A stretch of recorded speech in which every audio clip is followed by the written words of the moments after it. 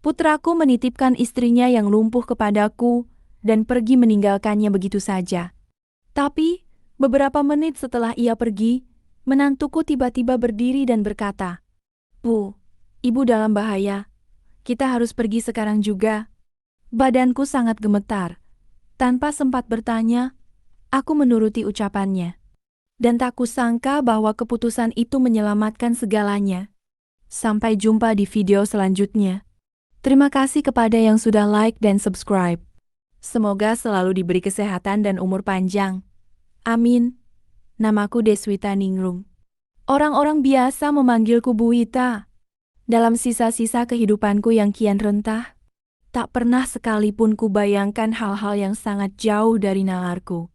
Kukira sisa hidupku akan kuhabiskan untuk hanya duduk santai sambil meminum teh panas di pagi hari, sambil menikmati udara sejuk. Namun ternyata tidak demikian. Hari itu hujan turun tanpa jeda sejak pagi membasahi halaman rumahku yang sepi. Aku berdiri di ambang pintu ketika putraku, Ferdian, datang bersama istrinya Karin, yang hanya duduk di sebuah kursi roda. Wajah Ferdian tampak lebih tua dari usianya. Matanya cekung seolah tidak tidur berhari-hari. Ia tidak banyak bicara. Hanya mendorong kursi roda Karin masuk ke ruang tamu. Dengan langkahnya. Langkah tergesa seakan waktu sedang mengejarnya. Karin duduk terdiam di kursi roda itu. Tubuhnya kaku. Pandangannya kosong menatap lantai. Sejak kecelakaan setahun lalu, Karin tidak pernah lagi bisa berdiri. Aku masih ingat bagaimana dulu ia selalu membantu di dapur dan menyapaku dengan senyum hangat. Hari itu, wajahnya pucat, bibirnya gemetar, dan tangannya menggenggam ujung kain dengan kuat, seperti menahan sesuatu yang tidak sanggup ia ucapkan. Ferdian lalu menatapku dengan sorot mata yang membuat dadaku tahasa sesak. "Bu, aku harus pergi keluar kota. Tidak lama," katanya pelan namun tegas. Ia tidak menjelaskan apapun. Tidak juga menatap lama wajah istrinya. Hanya satu permintaan yang ia sampaikan. Agar aku menjaga Karin sebaik mungkin selama ia pergi. Nada suaranya terdengar seperti titipan terakhir yang tidak berani ia perpanjang. Aku mengangguk meski hatiku diliputi pertanyaan. Tidak biasanya Ferdian bersikap sedingin itu. Biasanya ia selalu memastikan istrinya nyaman sebelum langkah pergi.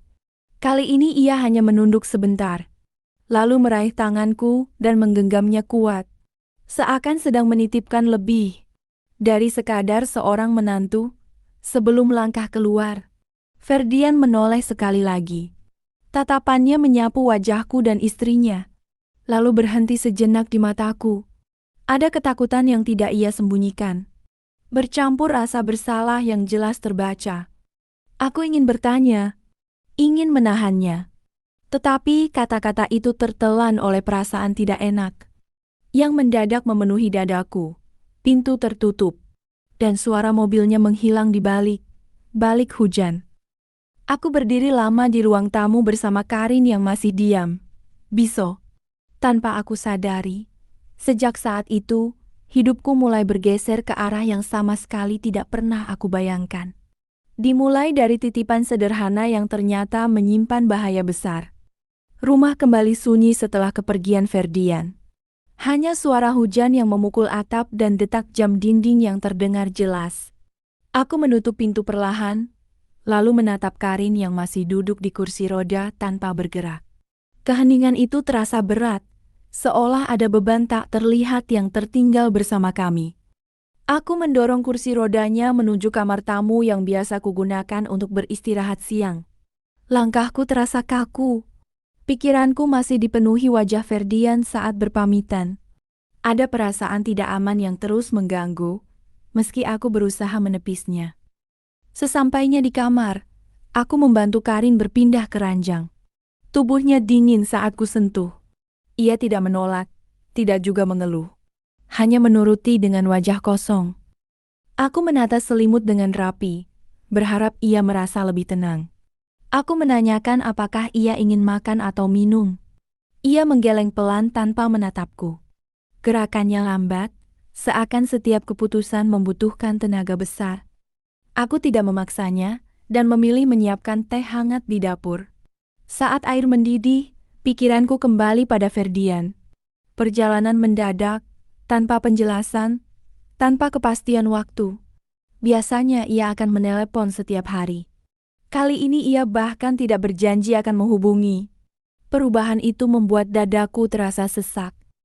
Aku membawa teh ke kamar dan meletakkannya di meja kecil. Karin menatap cangkir itu lama, lalu mengangkatnya dengan tangan gemetar.